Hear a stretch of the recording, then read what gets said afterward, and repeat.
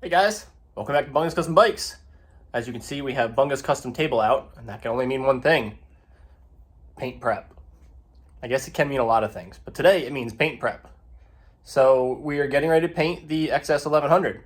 So the first thing we need to do is, if you followed my previous paint video, you know that prep includes a lot of steps, and painting is really like the last part. So if you followed along in that last video, you see I've already got everything primed. And by last video, I do not mean the previous video, I mean the painting video. So the frame is primed, the motor's already painted, and the fenders, side cover, and tank are also primed. So the next thing we have to do is sand. So we're gonna sand everything real smooth, get it to a nice, good clean finish. And then tomorrow, we got a new toy to play with, and we're gonna paint. Stay tuned.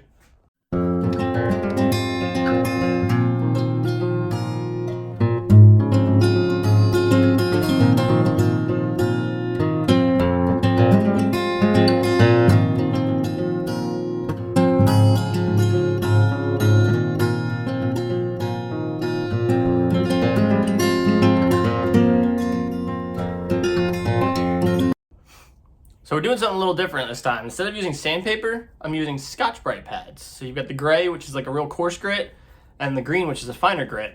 And all we're doing is we're just knocking down the kind of the high spots in the primer. Obviously, when we go to truly paint the bike, there's gonna be a lot of real, good, fine detailed sanding done. But this is just to get the primer smooth so we don't get any high spots in the paint. But these Scotch-Brite pads are actually working really well. I mean, they kind of clog up, but see my dust cloud. But you can really knock a lot of the dust out of them and kind of unclog them. So I'm liking these.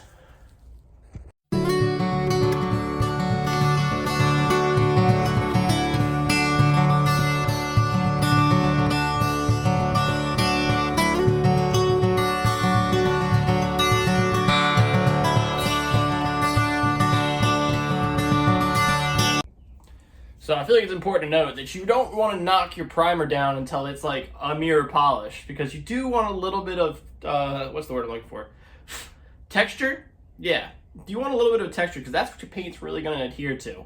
I mean, get it smooth. That way your paint is smooth and glossy, but you want a little bit of texture to it still. So don't take it down to like a 2000 grit polish. But anyways, let's push on. The tank's next. That's going to take a little while.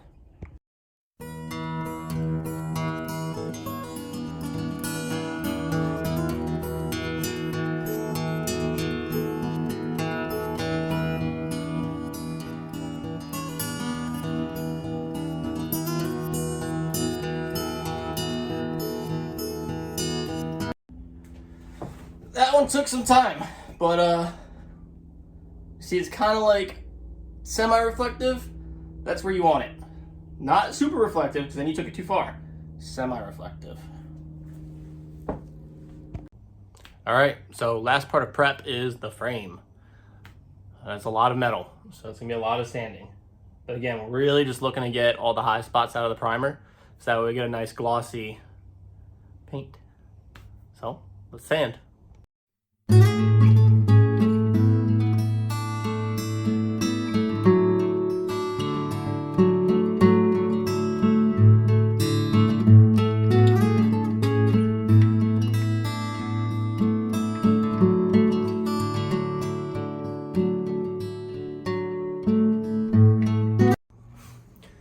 Well, for today, that's it.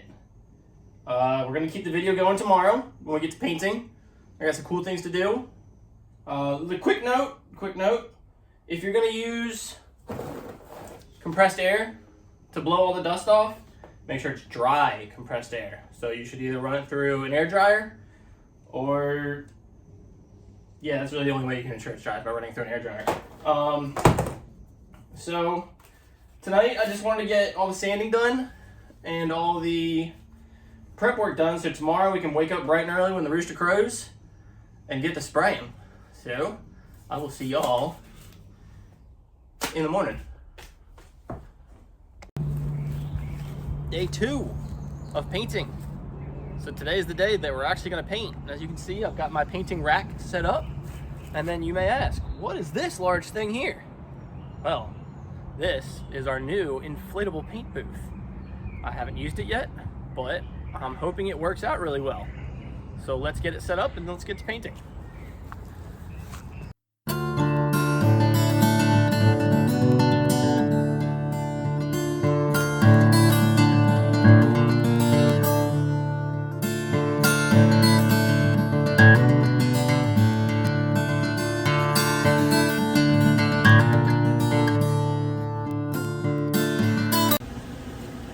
Ta-da!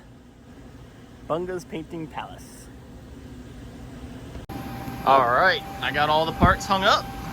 So I've got the two side panels, the front fender, the frame. Yes, it's sitting on buckets. We'll figure that out later. And then the rear fender, sitting on a stool. I actually kind of figured that trick out from someone else rather than hanging it. That way you can kind of get your gun and just and then switch to the other side and do the same thing. So first time trying that, we'll see how it works. But other than that, yeah, we got everything ready to paint. So let's get to mixing paint.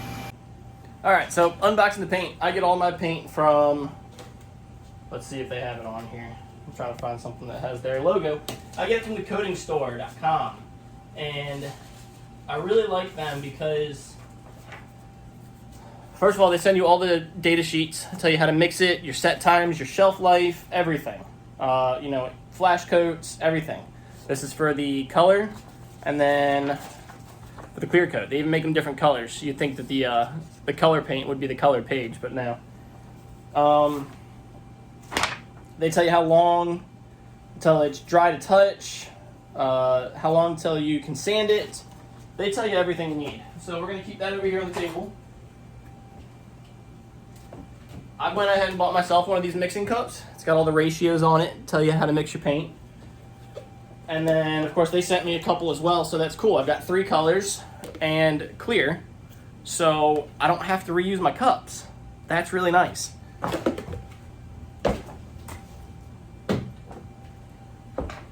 They also send you some micron mesh filters. It's utterly important to mix your paint through the filter when you mix it. Stirring sticks, or spankers. And then our jar, our bag of paints and thinners and activators and reducers. That's the good stuff. And then here's our second bag. This should be all the clear coat. I think. Nope, black ice pearl base coat. And then this is our clear coat, our midnight blue, and then the activators for that. So the midnight blue is going to be the tank. Everything else is going to be the black ice pearl. So we'll start with the black.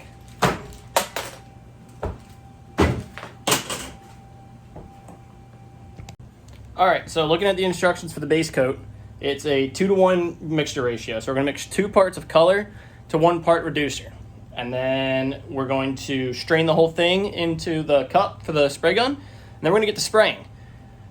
It's really, really important that whenever you're mixing paint, you have a respirator on, because this stuff is toxic. So I'm not really going to be recording a lot of video while I'm mixing, because you're not going to be able to understand me because I'm going to have a respirator on. And gloves.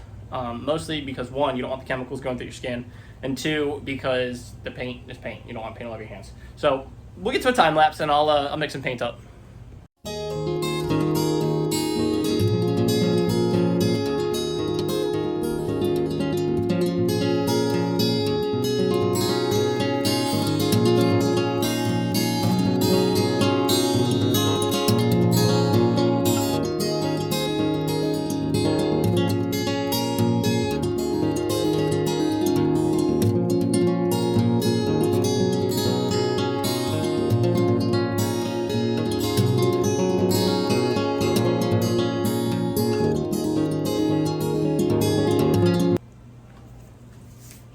Alright, it's all mixed up. Gloves off. It's still a little stinky in here, so I mean I shouldn't technically have the respirator off, but the paint's closed away and the doors are open. So next thing we need to do is we need to get our protective PPE on, so full suit. And I have a new full face respirator, so I can get rid of the half mask. I'll keep this for mixing. And we'll get to spraying. That's it.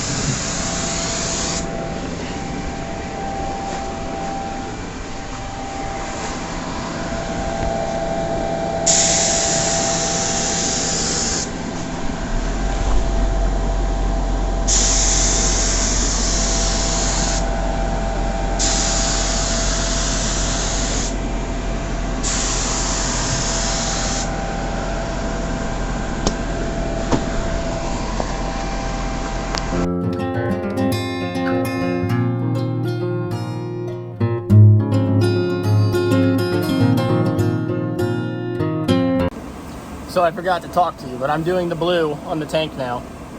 Obviously you saw the time lapse. You saw the footage on my chest cam, which is new. Bunga's most exclusive chest cam. But yeah, it's the midnight blue, and that's going on the tank. So when the tank's done, we'll get to clear coat, and then I will blow this stand down. We're done. It has been a long day so far of painting, and I'm exhausted. But we got to do clear coat next, and then we're done. So let's mix up some clear coat. We're going to do 3 coats of it, lay it on everything, and then we'll Gucci.